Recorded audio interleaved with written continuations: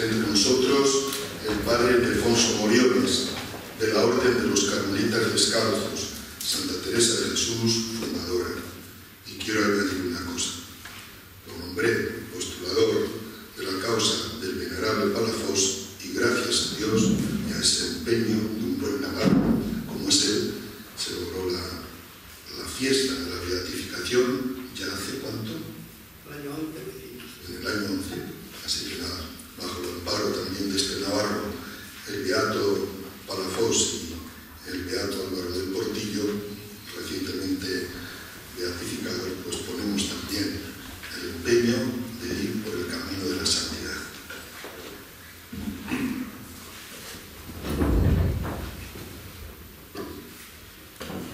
Elegí como tema Teresa de Jesús, fundadora. Si hubiese dicho reformadora, pues daría lo mismo, supongo. ¿No? Entonces vale la pena explicar, porque hay dos modos de hablar. Aunque a nivel académico la cuestión podría darse por resuelta hace muchos años, a nivel divulgativo las conclusiones científicas tardan mucho en propagarse. Cuando hagáis algún libro de teología, no tengáis prisa, darle tiempo. Por eso me ha parecido útil elegir este tema para ilustrar la condición de Santa Teresa como fundadora en el contexto de este quinto centenario de su nacimiento que estamos celebrando. Punto de partida. Padre Silverio de Santa Teresa, el máximo conocedor de nuestra historia, escribió 15 volúmenes, Historia del Carmen Descalzo en España, Portugal y América. Trabajó durante 30 años en la historia con 2 ayudantes, o sea, es el máximo conocedor. Y cuando ya estaba terminando esos 15 volúmenes, hizo un pequeño compendio. Y en la introducción a ese compendio decía, hablando de las reformas de Arpí, de Manto, etc., otra reforma, como universalmente se la llama, parecía destinada a perdurar. Todas las demás se absorbió la orden antigua. Y a desafiar el desgaste de los tiempos y persecuciones de los malvados. Esta fue lograda por Teresa de Ahumada. Y ahora viene lo bueno. Hablando con precisión, no fue reformadora de la Orden del Carmen, sino restauradora o restablecedora de la regla de San Alberto en conventos fundados por la propia santa, tal como la dejó Inocencio IV. Ella no se propuso introducir la regla en los conventos del Carmen, sino fundar monasterios nuevos donde se practicase la regla de San Alberto según las disposiciones inocencianas. Téngase presente esta observación siempre que se hable de reforma teresiana. Él, dejándose llevar de las crónicas antiguas, en su historia general, usaba formadora, fundadora, indistintamente. Cuando hizo el compendio al final de su carrera, dijo, bueno, siempre que vean reformadora, piensen que es fundadora. Eso lo dice el gran especialista del siglo XX. Pero, mientras este compendio se quedó inédito, pero esto es curioso, los que entienden mucho quieren hacer las cosas perfectas y no acaban nunca. Terminó su compendio, se ve que lo querían mejorar, lo hicieron general de la orden, se murió sin publicarlo, el que lo heredó querría mejorarlo o arreglarlo como hacemos con lo que nos dejan y tampoco lo acabó y sigue inédito. O sea que esto que os he dicho no se ha divulgado al nivel de formación de Teresa. En cambio llegó el año 62, 1962, cuarto centenario de la Reforma teresiana. Y desde el Santo Padre, su delegado para las celebraciones de Ávila, toda la prensa de España, hablaron de la Reforma teresiana. Entonces eso que un especialista descubrió se quedó inédito y lo que siempre se decía se siguió repitiendo. Volvemos a los científicos. El padre Steggins, un carmelita holandés, hizo su tesis doctoral en la gregoriana con el padre Miloslava la acabó el año 65, ya después de todo el centenario de la Reforma. Y él tenía toda la documentación de la visita que hizo el general Rubeo a España en los años 66-67. Y de hecho el título que le puso a su tesis fue La reforma del Carmelo español. La visita del general Rubeo y su encuentro con Santa Teresa, 1566-67. Le protestaron porque llamaba reforma del Carmelo español la que hizo el padre general. Pero él explicó lo que encontró el general en España, lo que encontró en la Madre Teresa. Dedica 100 páginas a la novedad teresiana. Y después de examinar la historia de la orden, la situación en España, concluye: muy pobre sería nuestro concepto de la obra teresiana si viésemos en ella una mera rebelión contra los abusos y defectos de organización. La nueva forma de vida carmelitana, inspirada en el más hondo espíritu evangélico y en el ideal eremítico contemplativo carmelitano, más que de reforma, debe calificarse de obra creadora y fundadora, que coloca a la Madre Teresa de Jesús entre las primeras figuras de la contrarreforma. Su actuación reformadora no parece ser más que un aspecto secundario de su obra. La tesis doctoral acaba con esta conclusión, que le protestan por el título, sus hermanos le reniegan porque ha ido demasiado lejos en decir que la santa es fundadora, pero esa fue su conclusión. El mayor especialista que tenemos en el siglo XXI, Padre Domingo Fernández de Mendiola, cumplió anteayer 90 años y lleva la vida con la historia. Está terminando el 5º volumen. El título es El Carmelo teresiano en la historia, una nueva forma de vida contemplativa y apostólica. Entonces él cita estas palabras de Stegin y añade: estas afirmaciones son ya posesión indiscutible de la historiografía moderna sobre el origen de la obra teresiana, aunque se siga aplicándole la expresión inadecuada de reforma teresiana. Cuando yo empecé mis investigaciones para hacer la tesis doctoral en el año 64-65, partí de la tesis de Stegin y estudié todo lo que me pareció que Santa Teresa aportaba de nuevo, como su carisma teresiano, la novedad que traía ella, partiendo de la historia del Carmelo contada por el otro. Y el padre Villoslada, después de leer las dos tesis, me dijo bien claro: después de estos estudios de Stegin sobre el Carmelo y tuyo sobre la Santa, no me queda la menor duda que la Santa es fundadora y que no hay que seguir llamándola reformadora.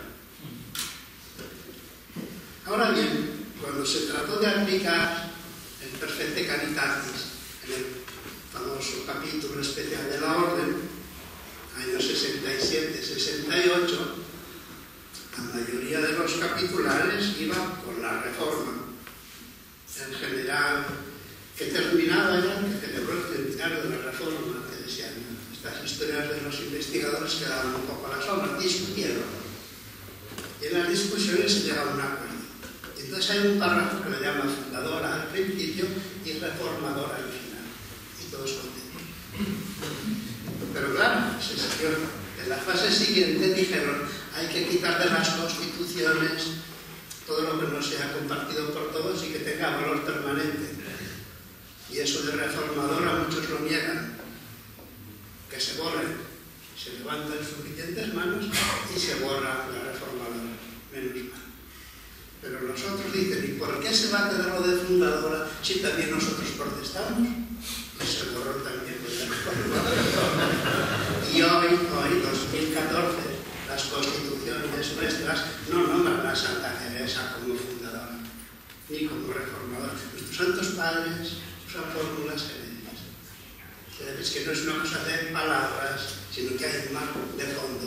Entonces vamos a ver cuál es este mar de fondo que nos lleva a estas denominaciones para entendernos mejor. Teresa de Ahumada, monja carmelita, se firmaba siempre ella. Era monja carmelita.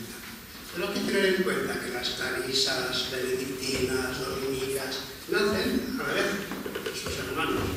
Hay un punto de partida común. La Las monjas carmelitas comienzan en el año 1452, 250 años después de que existía el Carmelo.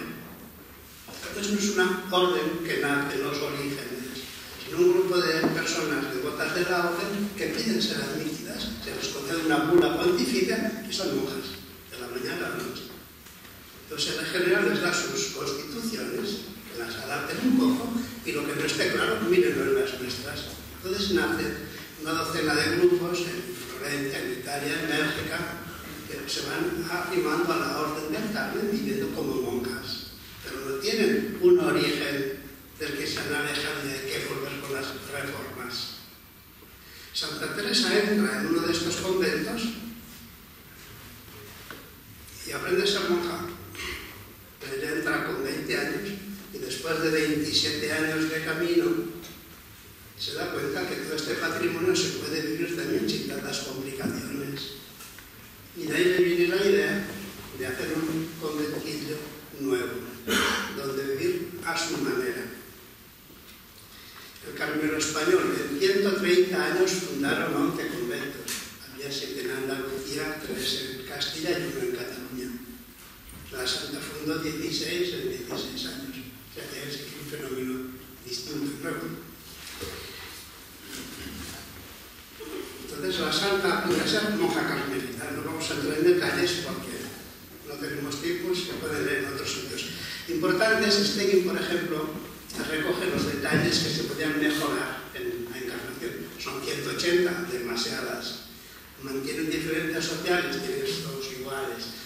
Hay una serie de elementos que la visita canónica le piden al general. Esto se podría mejorar, esto se podría arreglar. La Santa todo eso lo ha visto, lo evita en su casa. Pero no es que va a cambiar a las otras, sino a evitar que esto se nos repita. Y entonces pone el límite del número de monjas, todas son iguales, se vive de su trabajo, quita la obligación de la dote, que entonces no se puede recibir una monja sin dote, falta permiso de Roma. Entonces abre la vida religiosa a las pobres que no tienen dote, basta que tengan vocación, una serie de elementos que dan una fisonomía nueva. Entonces ella organiza ese estilo de vida en torno a la priora y con una pedagogía suya muy clara, y podíamos entrar en detalles, pero vamos a seguir la línea de fondo porque el otro podéis leer por vuestra cuenta. O sea, en la historia lo más importante es seguir el hilo. Los detalles luego buscarlos en el libro, pero si no tenéis el hilo no vais a entender nunca nada, porque va a ser todo nuevo. Ayer siempre se ha hecho así, no, se ha hecho así siempre. Hace poco algunos días de Moriones lleva 50 años repitiendo lo mismo. No sé qué te la haces y no cambió de idea, sigo repitiendo lo mismo. Y yo dije, y tú llevas 422 repitiendo lo mismo. Porque no repite al otro lo que había oído. O sea, no es que yo me invente nada, estamos repitiendo lo que hemos oído. Pero vamos a entendernos. Entonces la Santa tiene con esta idea.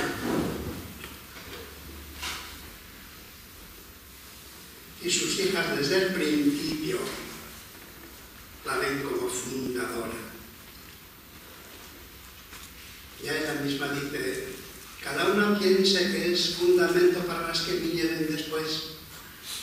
No dice vamos a reformar lo que ya está, sino vamos a renovar nuestra vida para que la que venga nos vea a nosotras.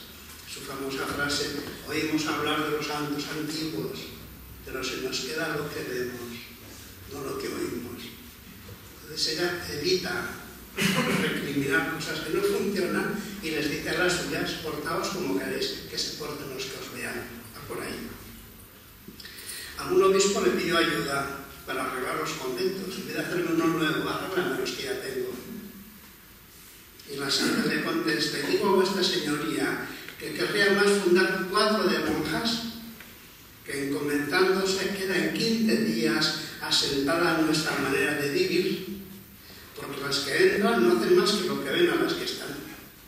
Que no tornar esas benditas, por santas que sean, a nuestra manera de proceder. O sea, vamos a arreglarnos y la que venga pasa. Y las otras que sigan tranquilas no tenemos por qué cambiarles, porque no dejan.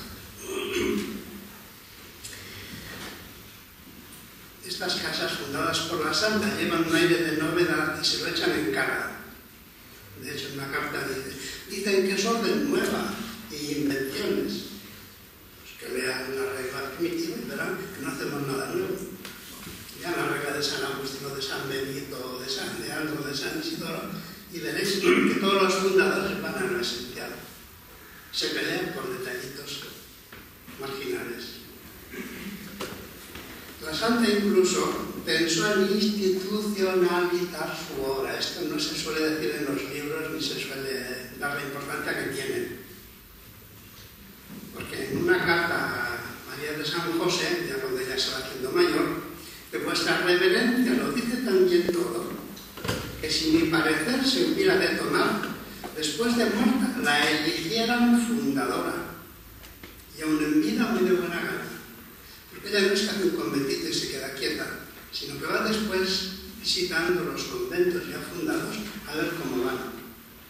Y dice expresamente: como voy por los monasterios que el Señor ha sido servido de fundar en estos años, ella no hizo nada, no fundó, lo hizo el Señor, ya no tiene la culpa.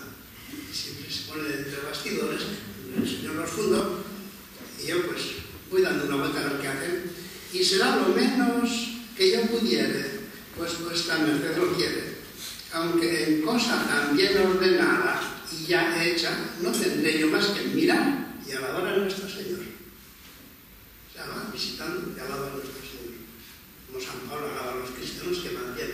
O sea, esta actitud del fundador está muy clara.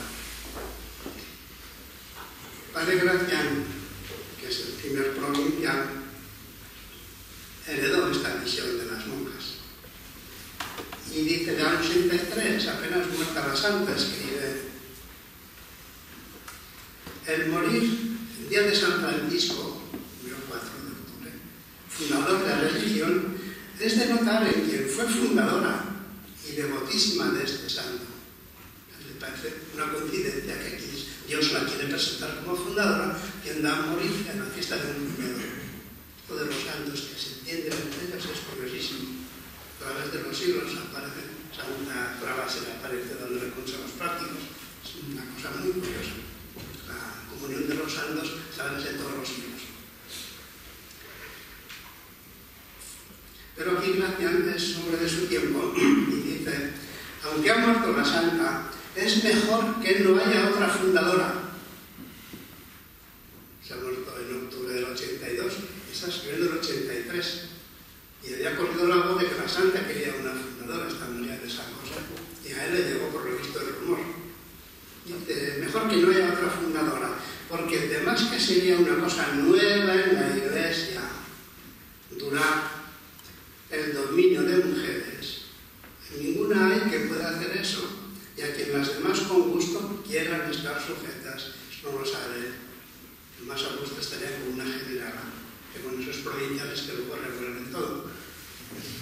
Y de hecho luego vino Meribor, 80 años después, y se inventó la fórmula de la generala, que la metieron en la cárcel en el año 630-31. Y la generala actual, hasta fines del siglo XIX, no consiguió hacer carrera.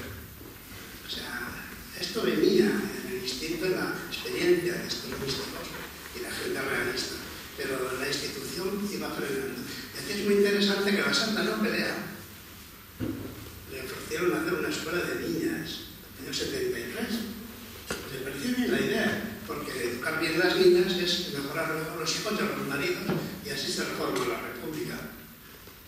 Pero el canónigo patrocinador quería hacer de su cabeza. Y la Santa le dice: gobernar muchas mujeres juntas a gobernar mancebos es como de lo negro a lo blanco. Así que me deja gobernarme como quiero, arréglense ustedes. Y se retira un buen orden. O sea que esto se ve clarísimo. Sigue, no pelea con nadie.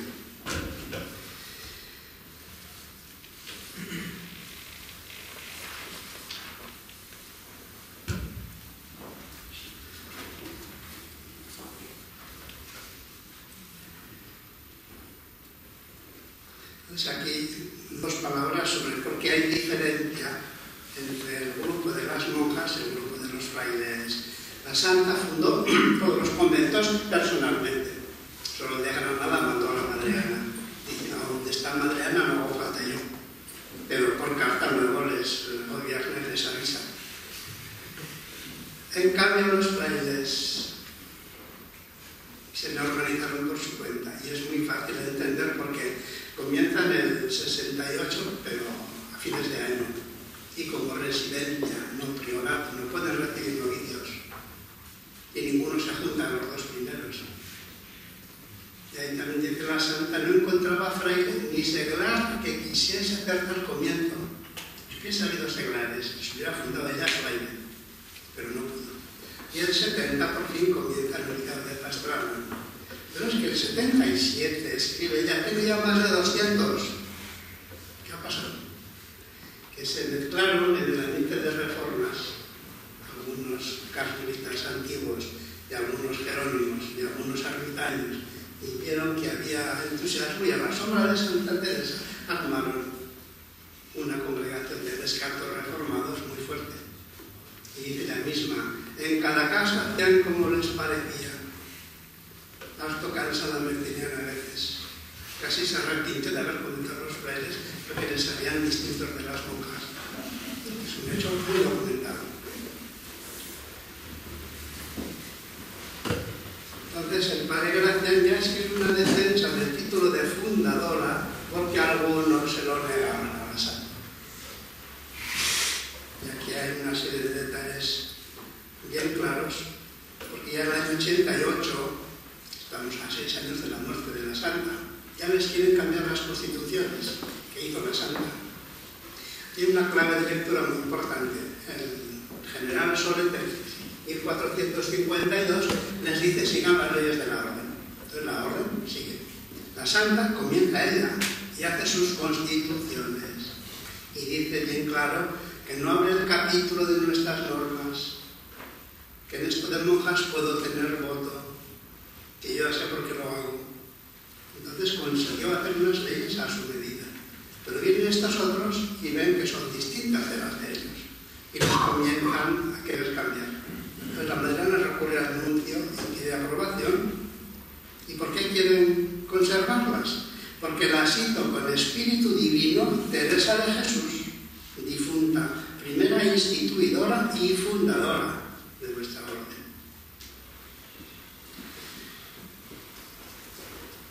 En este contexto aparece un detalle importante del Padre Gracia que avisa que el provincial que vino después de él era del grupo de estos ermitaños. Dos palabras. Si uno entra con 24 o 27 años, después de llevar ya 10 o 12 años de estudios y de oración, y se encuentra con Santa Teresa y habla largo y tendido, pues sabe de qué va. Si el otro viene, que deja los bancos y el dinero para no condenarse, con 40 años, y en 2 años ya es perfecto, no se enteró de casi nada de todo esto que la Santa había enseñado en su grupo.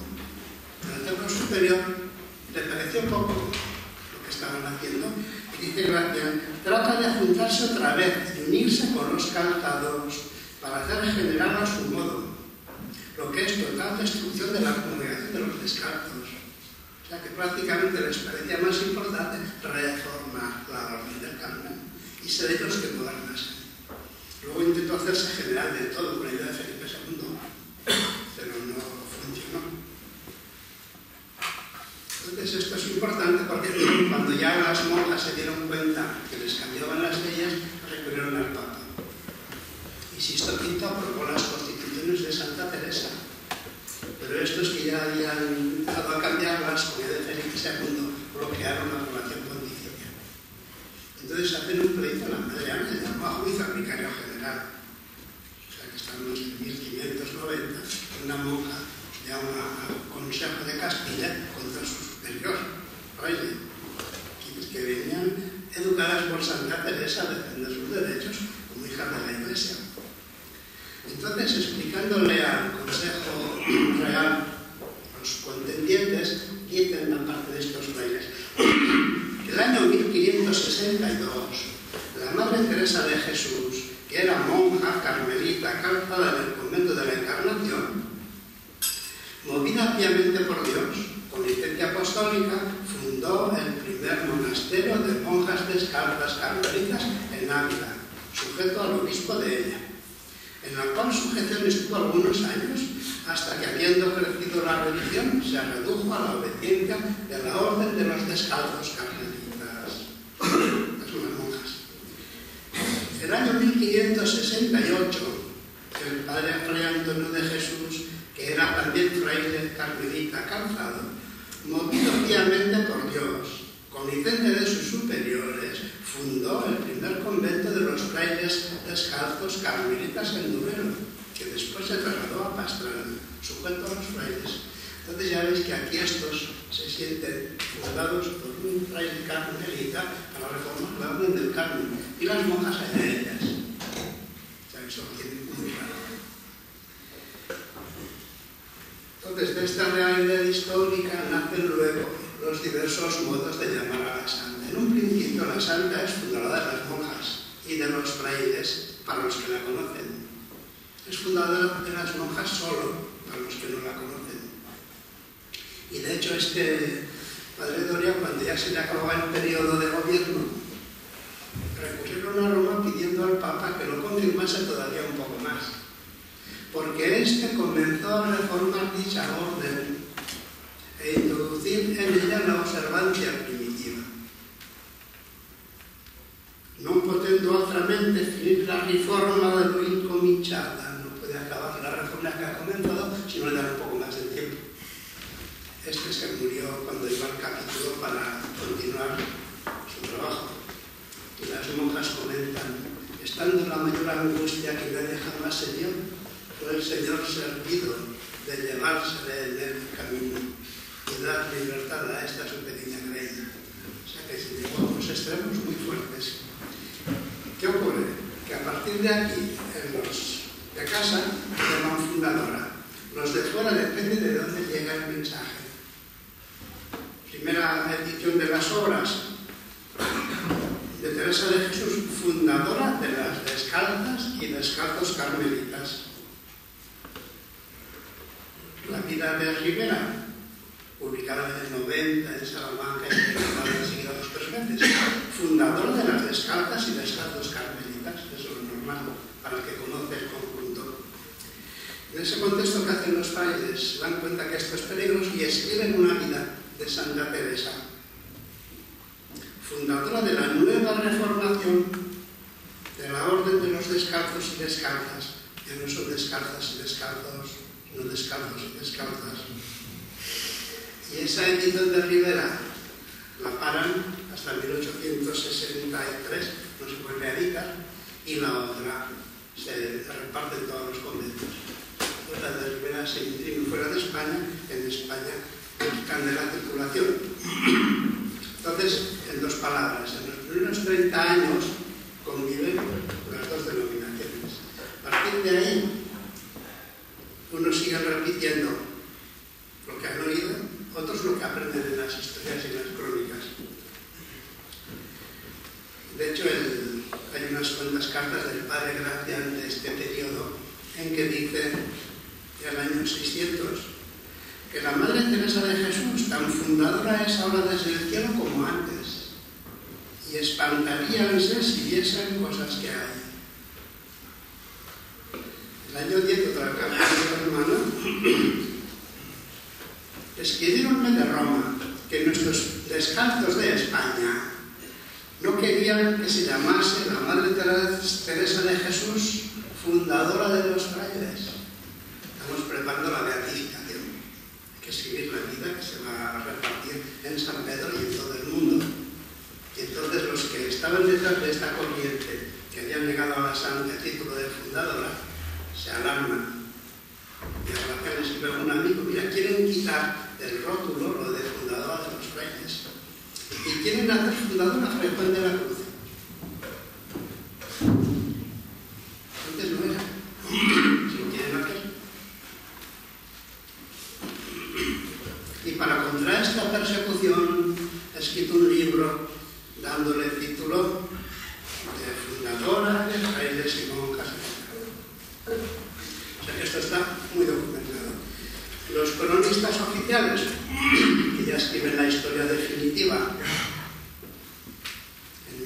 1644. Ya llega la historia oficial. Y aquí hablan reforma de los descalzos, etc. Y dicen que el fin por el que Dios envió Santa Teresa al mundo fue la reforma de la antiquísima religión de profetas, fundada en el Monte Carmelo por el milagroso Elías. En el siglo XVII se presumía de antigüedad y valía más ser la reforma de la Orden de Elías que fundados hace 4 días por una monja. La historia oficial lo dice así.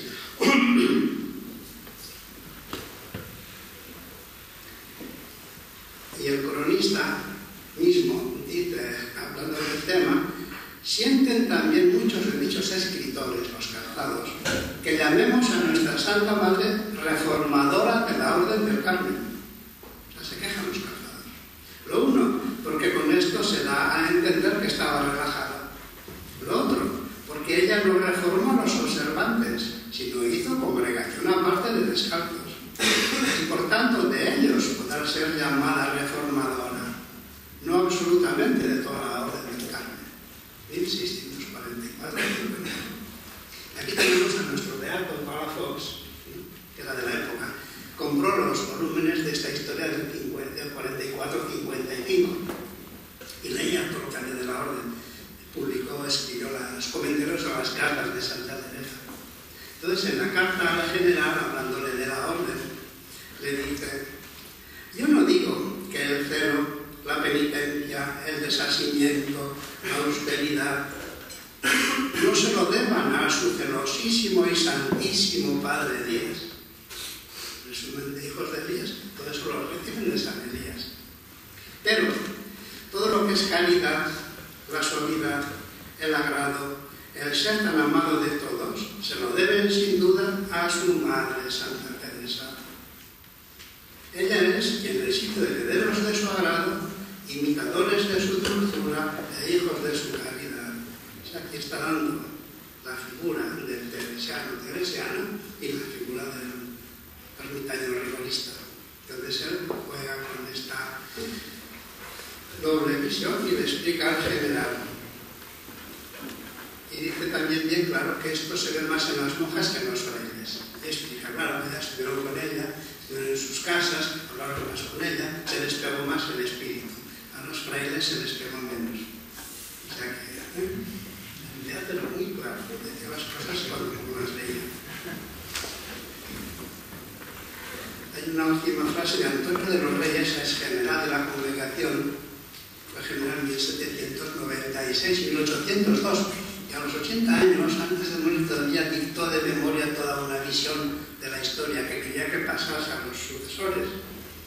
Y ahí dice: basta examinar sin prejuicios estos escritos públicos para convencerse que los carmelitas descalzos no son, conforme están al presente y han vivido desde los años de 1585 hasta ahora, tan hijos y sucesores de Santa Teresa como del Padre Dorian. O sea que dentro de la tuvo la conciencia de esta división inicial. Pero como os decía, las dos denominaciones convivieron. Un modo fácil, desde 1614 hasta nuestros días, tenemos las ediciones de las obras de la Santa. Basta un catálogo de biblioteca o una posición del doctorado, tenéis todas las ediciones en fila. Y ahí podéis ver, comienza fundadora de los monasterios de las carmelitas descalzas, fundadora de los monasterios de monjas y frailes, fundadora de los monasterios, fundadora de la reforma de los descalzos, etc. Pero reformadora de la Orden del Carmen se introdujo en 1899 en las ediciones italianas y Reformatrice du Carmel en 1900 en francés. O sea, después de las supresiones, al volver otra vez, algunos habían perdido esta memoria viva. Se cogieron las crónicas, las tragaron bien y emplearon el título de reformadora de la Orden del Carmen en 1900. Pero claro, si luego el centenario, la propaganda y tal, la fórmula se queda. Entonces llega el capítulo y se encuentra con este problema y no lo resuelve, porque no hicieron estudios históricos serios y se hizo discutiendo. Entonces yo pienso seguir todavía peleando. me van a oír, me tacan. Entonces, para vuestra vida práctica es que siempre hay una fuente, una transmisión. No es broma porque el mensaje de Santa Teresa traía un contenido muy innovador. Y lo que cambiaron fue todo de lo más esencial. Hablamos de la libertad de confesores, libertad de reelección de las superioras, o sea, la libertad de autogobierno de las monjas. Todo eso lo suprimieron. Todavía hoy, algunas de estas leyes, después de tanto concilio y medio siglo de postconcilio, no han llegado, siguen suprimidas. O sea que hay un camino todavía que recorrer, como nos decía el Papa, para aplicar el concilio sin miedo. Entonces, cuando leáis libros de historia o digáis a hablar del tema, tener en cuenta, esto puede ser útil y práctico. Y yo me hice un resumen de cómo ve la orden el que escribe para entenderle. Y hay por lo menos 5 esquemas distintos. Y según qué esquema tenga el que escribe, la va a contar. Primero, hay una única orden del Carmen que a lo largo de sus 8 largos siglos de recorrido ha visto su carisma encarnado y vivido de diversas maneras según los tiempos y personas. Si la comparamos a una cadena de montañas, una de las cimas más gloriosas sería Santa Teresa de Jesús.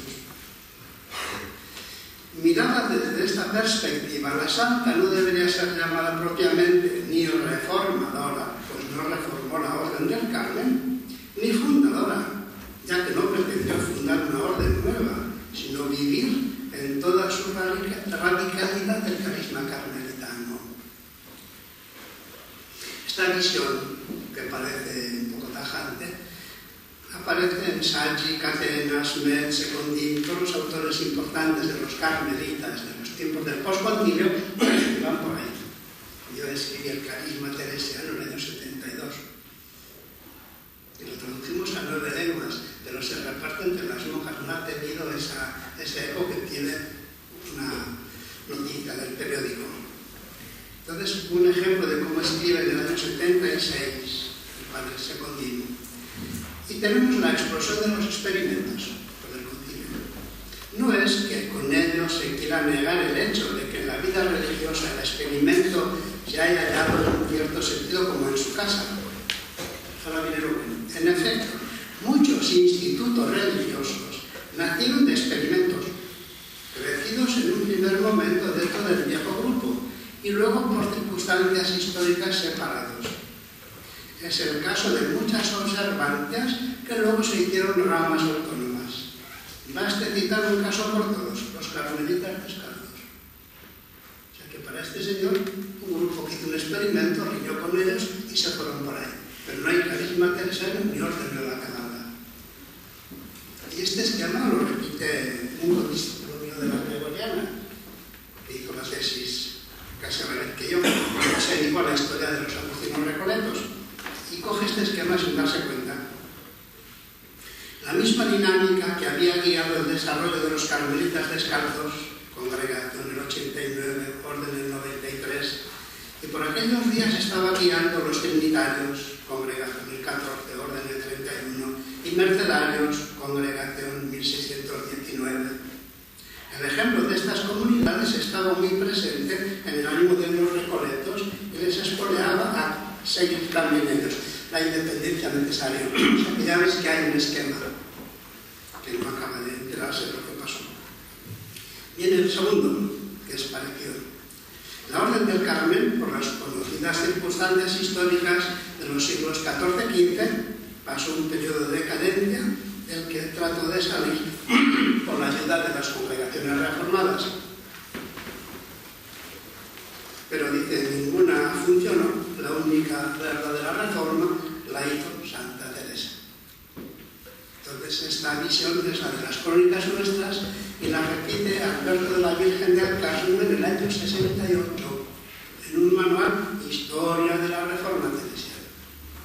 Tiene un hermano, amigo nuestro, que había preparado un libro, Santa Teresa de Jesús Fundadora, Origen y Desarrollo del Carmelo Teresiano. Se publicó el de la Reformadora y se quedó inédito el de la Remontadora. Lo tomé yo por ahí en mis cajas de papeles. Tercer esquema, queda en Italia. La orden actual, aquí tenéis que tener en cuenta que la orden se dividió en 1600, la parte española demasiado cerrada y la parte italiana que fue al resto del mundo. Como la española se suprimió en 1835, al restaurarse no se levantó la institución española, sino que vinieron los españoles que han venido a Francia a fundar en España. Y todos los primeros 40 años de esta memoria se perdieron y arrancan de 1600. Y entonces, bueno, aunque en España hubo jaleos, pero en Italia, como vinieron teresianos 100%, aquí no ha pasado nada. Estamos en la verdadera reforma teresiana. Esto lo pensaban muchos en el capítulo especial. Y no se daban cuenta que el siglo XVII tradujeron las crónicas españolas y este observantismo se propagó en toda Europa.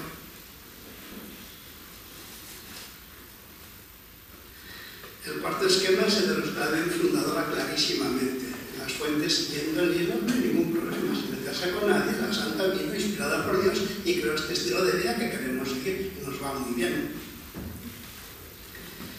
Los que no conocieron a la santa, pero luego se la canonizaron, la recibieron en un segundo momento como reformadora y aplicándole su propia idea.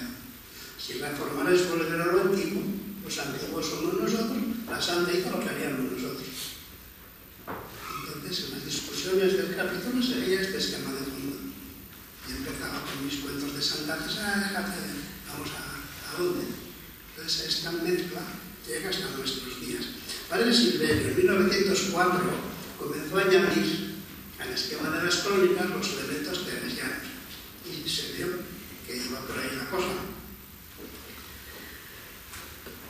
Pero al cabo de un siglo y pico, y gracias al Concilio Ecuménico Vaticano II, vamos añadiendo más elementos teresianos y tratando de quitar estos otros que eran menos.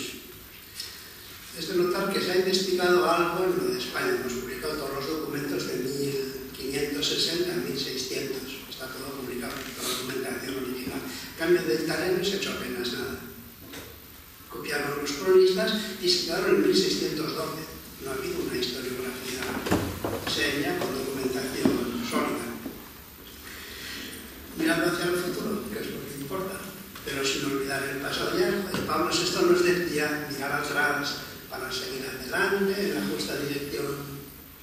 Y en su discurso al capítulo, esta reformadora fundadora ha hecho los dos términos, como diciendo, síganme que vais seguros. Entonces, el futuro esquema de historia del Carmelo teresiano, podríamos perdido en el Carmelo descalzo, ya estamos otra vez. En todo el generalato anterior no se usó nunca reforma teresiana, ya digo, reforma sería fundación, tal. Estos que han venido después ya comienzan a hablar del espíritu de la reforma teresiana. Como denominación, diríamos, extraoficial, Carmelo teresiano. Habíamos empezado en serio. Ya han empezado Carmelo descalzo otra vez. Así que en 2062 aún quedarán pocos para celebrar el 5º centenario de la fundación del Carmelo teresiano. Y hacer unas tarjetitas, las traen mis sobrinas de 2 o 3 años para que las saquen en el año 62 y las repartan. Entonces, el futuro esquema debería arrancar del corazón de Santa Teresa y seguir su actividad de fundadora de las monjas primero y de los frailes después, reconstruyendo el grupo fundacional, la vida de las primeras comunidades teresianas y su difusión geográfica y cronológica, observando desde la realidad teresiana bien definida los elementos y circunstancias que la rodean y con los que va tropezando, que también forman parte de la historia, al menos por contraste, pero sin meternos dentro